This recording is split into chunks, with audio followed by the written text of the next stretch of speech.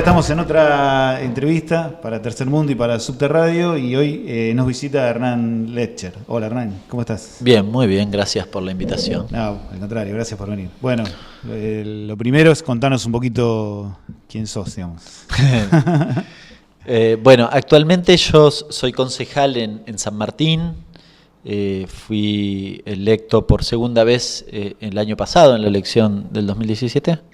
Así que asumí en diciembre mi segundo mandato.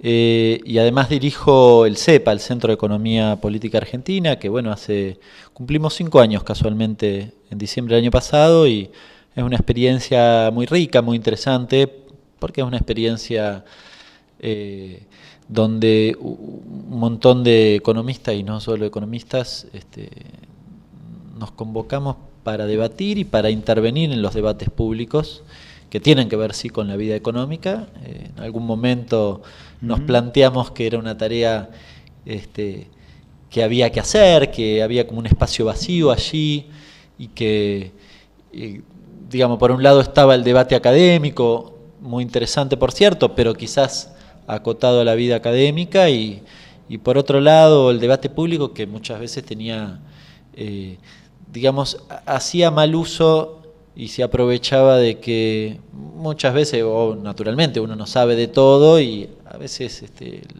las cuestiones económicas, los términos que se usan en la economía, y a veces incluso los números, resultan refractarios para algunos, y lo que nosotros siempre creímos es que ese debate lo tiene que dar cualquiera, ¿no? Y digamos que que uno tiene que lograr encontrar cuáles son los intereses que defiende cada uno de los actores, los agentes, dirían los economistas, y entender, ¿no? Claro, sí. Bueno, cualquiera puede entenderlo. Justamente, que con esa idea te convocamos, y el primer tema que vamos a tratar de entender, y es porque por lo menos a mí me parece que es como uno de los aspectos más importantes, si no el núcleo de la política económica que se está llevando adelante en Argentina en este momento desde el gobierno nacional, es la cuestión financiera, el sistema financiero, ¿no? La valorización financiera. Pero como vos decís, para poder integrar más gente a la discusión, ¿no? Aclarar un poco los términos de los temas que estamos tratando y aclararlos. Entonces, sí, decime. No, a ver, una aclaración. Sí. Valorización financiera y sistema financiero, no cosas distintas, y es muy buena la oportunidad para explicarlo. A ver, el sistema financiero es en sí el sistema, el conjunto de agentes, si se quiere en terminología económica, que intervienen en la orientación de lo que sería el crédito, el ahorro, ¿no? Digamos, vos ahorraste una guita, la pusiste en el banco. Bueno, ¿y qué pasa con eso, no? ¿Dónde termina? ¿Cómo se administra? ¿Cómo funciona desde el sector público y desde el sector privado, ¿no? Naturalmente. Ahora, en paralelo a eso, uno suele hablar del negocio financiero y asociarlo estrictamente a lo que hacen los bancos, digamos, o a la ganancia de los bancos. Y no es tan así. Si bien, obviamente, el negocio del sistema financiero es parte de lo que uno llamaría, digamos, valorización financiera como modelo económico, pero estrictamente el término valorización financiera se ajusta al proceso o al modelo económico que, en palabras de Eduardo Basualdo, arranca desde el año 76 con el golpe militar, y termina en el 2003 con la llegada de Néstor Kirchner al poder. podemos encontrar quizás desde el macrismo, desde la asunción de Cambiemos en el 2015 en adelante, algunas características de lo que podía ser la valorización financiera. Definir un modelo de acumulación es una cosa bastante compleja y tiene una serie de variables, pero si pudiese, si se me permite hacer un poco de trazo grueso, cuando uno habla o hablaba de valorización financiera, o en realidad hace hincapié en el negocio financiero, valorización financiera, de nuevo, se ajusta a ese modelo en particular, pero cuando uno habla del negocio financiero, podría resumirlo en aquello que es más negocio o más rentable, especular, que producir bienes, por decirlo de algún modo, de manera muy sencilla. Y de este negocio financiero o en el sector financiero de la economía, ¿cuáles son los principales componentes para una persona que no de nuevo, conoce? a ver, digo, dentro del sistema financiero vos tenés todo el sistema financiero, digamos, las instituciones financieras, básicamente los bancos, privados o públicos, los fondos comunes de inversión, digamos, todo el sistema de instituciones que administra, por decirlo de algún modo, los ahorros. Y en paralelo a eso tenés a lo que podríamos denominar agentes, que somos nosotros, básicamente los que ahorramos, digamos, o sea, o los que invierten, ¿no? También, digo, tenés todo ese circuito, podés incluir aquellos que intentan o que controlan o que tienen una tarea de control dentro del sistema financiero. Digo intentan porque si uno, no solo en la Argentina, si uno quiere ser un poco crítico del sistema financiero a nivel mundial, la verdad que todo lo que tiene que ver con las regulaciones y controles adolecen de grandes problemas y son responsables de una parte importante de los conflictos y de los problemas que tenemos hoy. Ahora, lo que ha pasado en el mundo relativamente actual, en los últimos 30 años, es un proceso de bancarización muy importante y de financiarización a nivel mundial. Es decir, todos nosotros usamos la tarjeta, digamos, para comprar, por decirlo de algún modo, ¿no? Y estamos todos bancarizados y todo ese proceso que hace quizás 40 o 50 años atrás no era tan natural, habilita a que estos agentes financieros y que en general el sistema financiero tenga un rol central en el funcionamiento. De nuevo, ahora vuelvo a la discriminación que hacía antes. Por fuera de eso, yo puedo tener un montón de otros agentes que no están dentro de lo que se diría el sistema financiero y que sin embargo forman parte de este gran negocio financiero. Dicho de manera muy sencilla. Sí, yo me acuerdo de una entrevista que le hacen a Miguel Brown, secretario... No, perdón, me corrijo. A Brown, el tío de Brown, que es el dueño de la Anónima. No me acuerdo el nombre de pila. Y le preguntan, bueno, ¿cómo está la Argentina? Debe haber sido el año pasado la entrevista esta. Y dice, bueno, está mal, nosotros nos acusan de que ganamos un montón de plata, pero en realidad no es así. Y él dice, bueno, nosotros ganamos el 8%, creo que habla del 8%, o el margen más o menos que tiene una actividad como la de supermercados en la Argentina, porque en el orden mundial es un poco menos, pero está en el orden del 8%. Entonces, uno piensa y dice, a ver, ¿por qué dice que no le va tan bien? Probablemente no porque porque no ganen el 8%, sino más bien porque el 8% no es suficiente. ¿Es suficiente en relación a qué? En relación a que debe haber otros negocios más rentables. ¿Cuáles son? Y probablemente invertir en LEVAC. Por ejemplo, dicho de manera muy sencilla y para que cualquiera que está por ahí, ahora lo vamos a explicar probablemente, pero ¿por qué invertir en LEVAC? Y porque invertir en LEVAC te deja, están pagando el 27%, sacale la inflación, te va a dejar en términos reales quizás el 10 o el 12. Entonces el tipo dice, ¿por qué razón? Y esto es, digamos, me corro del sistema financiero y hablo del negocio financiero. ¿Para qué yo voy a tratar de comprar productos? Tal vez insumos y producir algo y venderlos en el supermercado ganando el 8%, si puedo poner la guita en el negocio financiero de invertir en las LEVAC y ganar el 10%. No tiene sentido. Es mucho más, menos esfuerzo me implica esa segunda cuestión que la primera.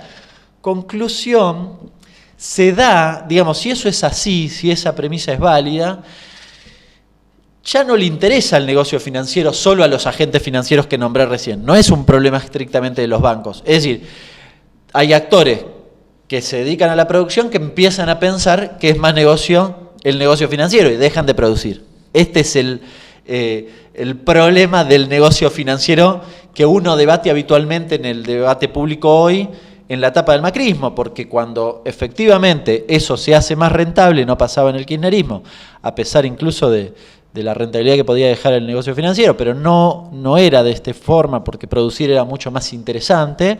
Bueno, en esta etapa no lo es, entonces pasa esto, que hay un montón de otros actores que no están directamente relacionados con el sistema financiero y que piensan en el negocio financiero. Una pregunta, para poner, digamos, la economía argentina en el contexto internacional, claro. O sea, la primera pregunta que yo tendría es, a nivel internacional, ¿cuáles son los grandes jugadores del sistema financiero? Y en relación a eso, ¿qué capacidad tienen de intervenir en las economías emergentes? A ver, a esta altura del partido, el negocio financiero, y si no maneja el mundo, le pegan el travesaño. Y en general, todas las empresas que producen tienen su pata financiera. Lo tienen en el mundo y lo tienen en la Argentina. Es más, yo recién ponía el ejemplo de la Anónima. La verdad que no sé cuánto pesa el negocio financiero, digamos, la financiación en el negocio del supermercado, pero debe ser muy significativo. Uh-huh. De hecho, algunas cadenas, las que venden, por ejemplo, productos, artículos para el hogar, Garbarino, este tipo de empresas, probablemente sean o ganen más plata en financiarte la compra, a esta altura del partido hablo, uh-huh, que en la venta en sí. Uh-huh. Bien, digo, eso sí, también sí es parte del negocio financiero, si se quiere, ¿no? Entonces, en el mundo funciona hoy, o tiene muchísimo peso, esta cuestión del negocio financiero en términos generales. Digamos, para ser más básico, o sea, ¿tienen nombre, por ejemplo? No sé, Goldman Sachs, de nuevo, Goldman Sachs, digamos, en esta explicación que yo te decía, vos tenés actores que son los bancos internacionales, que además tienen un negocio adicional, porque cuando uno lo ve en el marco de lo que es la Argentina es más acotado, aunque en esta etapa tiene significación. Vos tenés los grandes bancos internacionales, ¿no? Digo, Goldman Sachs, Morgan Stanley, cualquiera de los bancos en general norteamericanos y algunos otros norteamericanos, o el HSBC, digamos, que no es, si no me equivoco, es inglés. Digo, todos esos bancos tienen y son parte y conforman el sistema financiero internacional y son una parte muy importante. En la Argentina han tomado mucha preeminencia a partir de que, por ejemplo, en la Unidad de Investigación Financiera, en la UIF, el que está al frente se llama Federici y la número 2 es una abogada que no recuerdo hoy el apellido, pero que viene del HSBC, y el número 1 viene del mismo que Prat Guy. ¿De dónde era Prat Guy? JP Morgan. Del JP Morgan, exactamente. Pero, por ejemplo, para... Que además, te agrego un componente adicional. Digo, todos ellos comulgan en organismos internacionales que le dan el marco a esto, ¿no? Digamos que básicamente los conoce todo el mundo, son el Fondo Monetario Internacional y el Banco Mundial, ajá, sobre todo, como los dos, y que tienen otra pata también muy central para el negocio financiero, que son lo que es las consultoras, digamos, las que te determinan tu riesgo hoy en el mundo, ¿no? Y te bajan el pulgar, te suben el pulgar, te dicen, bueno, vos, tu economía va muy bien. El riesgo país, todos esos indicadores, digamos. Los indicadores en general vinculados a ello. Y los estados, o sea, por ejemplo, si aunque sea un poco simplificado, ¿no? Pero para ir entendiendo, o sea, ¿cuál sería la relación entre FMI, no sé, la Reserva Federal en Estados Unidos y los grandes bancos de Estados Unidos? No, tienen los mismos intereses. El Fondo Monetario Internacional, digamos, es un producto que de alguna manera repite hoy, con el peso que tiene Estados Unidos, digamos, en la conformación del Fondo Monetario Internacional, pero que sucede en general en todos los organismos internacionales, una discusión que dio el kirchnerismo en la etapa anterior, ¿no? Digamos esto de la representación de los países. Bueno, Estados Unidos tiene mucho peso sobre el Fondo Monetario, sobre el Banco Mundial, y replican los intereses de, digamos, del negocio financiero en los Estados Unidos. El negocio financiero en los Estados Unidos son básicamente estos bancos que mencionábamos, con su pata política. El Tea Party es, digamos, la representación política más clara y fidedigna, hoy en parte con algunos actores del gobierno de Trump, en general más representados, no iba a decir por los republicanos, pero no es así, me corrijo porque los demócratas tenían mucho más peso. Hillary era la candidata de Wall Street. Exactamente, tiene mucho más peso de ese negocio, con lo cual, pero digo que en eso son corporativos, los dos partidos predominantes en los Estados Unidos tienen o defienden esos intereses y hoy están muy en boga, digamos, tienen mucho peso en la significación no solo de las políticas, sino del funcionamiento. ¿Por qué? Es decir, pero ¿y esto qué tiene que ver? Y tiene que ver porque te define el funcionamiento del mundo, naturalmente, ¿no? ¿Cómo lo hacen? Con sus propias políticas. A ver, el Fondo Monetario, si vos no cumplís con determinado, el artículo 5, ¿no? Que vienen acá y te revisan y dicen, no, si vos no haces esto y esto, entonces nosotros te bajamos la nota. ¿Y entonces qué pasa cuando te bajan la nota? Y te bajan la nota o sacan un informe donde viene detrás Moody's y dice, no, la Argentina está muy mal, porque fíjense lo que puso, como tienen el mismo pensamiento, van a decir los dos lo mismo, no necesitan ni leer el informe del Fondo Monetario, pero digamos, entonces viene y dice, el Fondo Monetario está diciendo que está muy mal, y viene Moody's y te baja la nota, entonces vos ¿cómo estás? Y estás mal. Entonces los inversores no vienen a la Argentina, porque son que van y le preguntan a Moody's, che, ¿está bien la Argentina para ir a invertir? Y no, mirá, fíjate que no le bajamos la nota. Y si vos sos amigable, y en esto me parece que aquí quiero tratar de ser didáctico con el que pueda escucharlo, ver esto, digo, si sos amigable, los tipos hablan bien de vos. Si no sos amigable, ¿y qué es ser amigable? Y bueno, cumplir determinadas políticas que básicamente son la bajada de línea de Moody's, pero sobre todo el Fondo Monetario Internacional, que tienen que ver con garantizar márgenes de rentabilidad, justamente, digo, vuelvo al origen, al negocio financiero.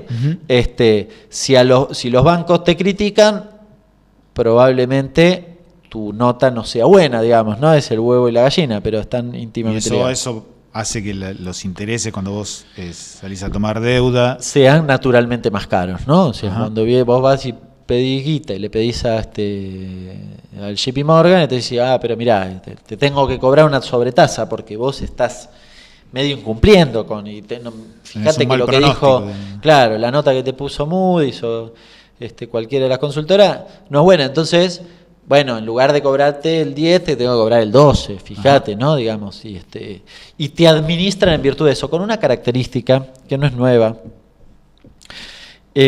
Cuando yo estudiaba economía, nosotros teníamos una materia que era cálculo financiero. Lo primero que aprendes en cálculo financiero son los sistemas de amortización. ¿Qué es el sistema de amortización? Bueno, yo te pido un crédito, ¿cómo lo cancelo? ¿No? Hoy sí, pero vas y pagás. Sí, bueno, pero ¿cómo lo cancelo? Hay básicamente tres sistemas. Uno es el francés, el alemán y el americano. El americano es más nuevo.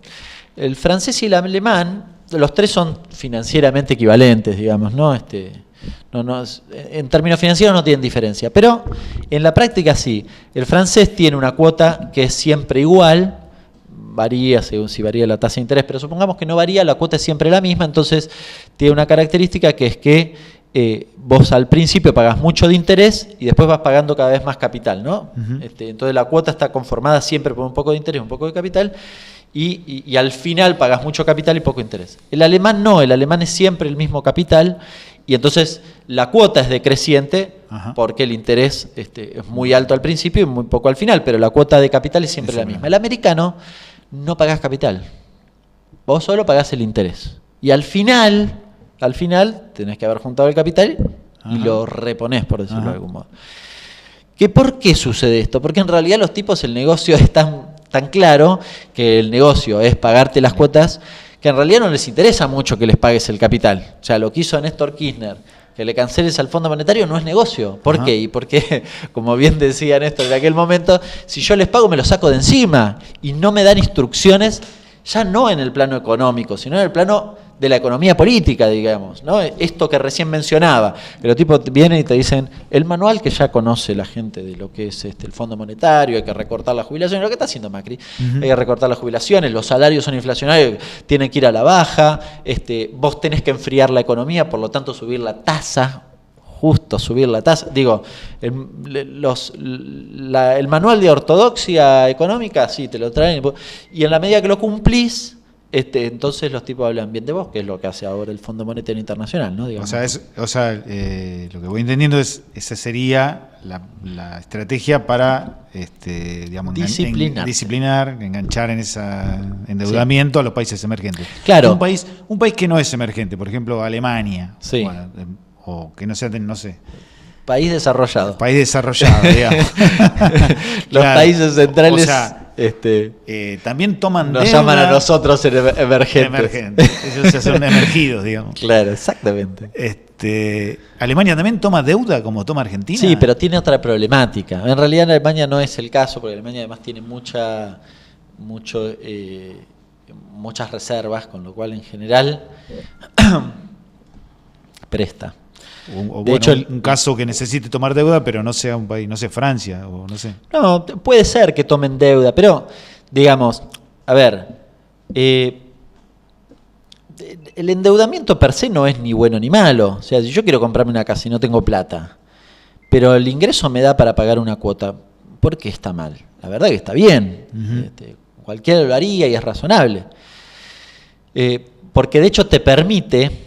Digamos, a ver, cuando yo tomo plata, el tema es si yo esa plata me sirve para generar ingresos adicionales, y si logro eso, estoy haciendo un negocio tomando deuda, porque estoy usando la plata que no es mía, bien, para financiarme y me genera un ingreso adicional que me permite pagar eso y hasta quedarme con un mango. ¿Cuál es el problema? Al contrario, ¿qué es lo que hacen las empresas? Claro. No es un problema, al contrario, uh-huh.